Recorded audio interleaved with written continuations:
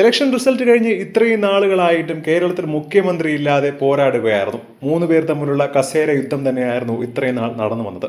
ഇപ്പോഴിതാ കേരളത്തിന് പുതിയ മുഖ്യമന്ത്രിയെ ലഭിച്ചിരിക്കുകയാണ്. വി ഡി സതീശനാണ് ആ മുഖ്യമന്ത്രി. 10 ദിവസം നീണ്ട കാത്തിരിപ്പിന് ശേഷമാണ് ഡൽഹിയിൽ കേരളത്തിന്റെ ചുമതലയുള്ള ജനറൽ സെക്രട്ടറി ദീപാദാസ് മുൻഷിയാണ് മുഖ്യമന്ത്രിയെ പ്രഖ്യാപിച്ചിരിക്കുന്നത്. നേരത്തെ തന്നെ ജനം വി ഡി സതീശനൊപ്പം തന്നെയായിരുന്നു. സോഷ്യൽ മീഡിയയിൽ പ്രചരിക്കുന്ന പല പോസ്റ്റിന് താഴെയും അല്ലാതെയും ഒക്കെ ജനം വി ഡി സതീശൻ തന്നെ മുഖ്യമന്ത്രിയാക്കണമെന്ന് ആവർത്തിച്ച് പറയുകയായിരുന്നു.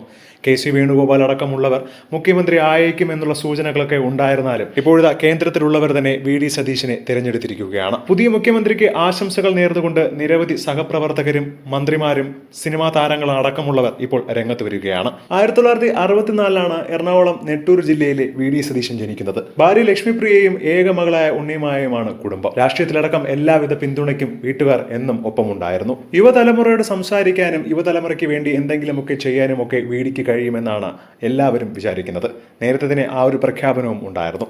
പോകുന്നിടത്തൊക്കെ ഒപ്പം കൂട്ടാറുള്ള വ്യക്തിയല്ല അച്ഛനെന്ന് മുൻപേ മകൾ പറഞ്ഞിട്ടുണ്ടായിരുന്നു. പക്ഷേ വീട്ടിലുള്ളപ്പോൾ എപ്പോഴും കുടുംബമായി സമയം ചെലവഴിക്കാനാണ് ഏറ്റവും കൂടുതൽ ആഗ്രഹവും.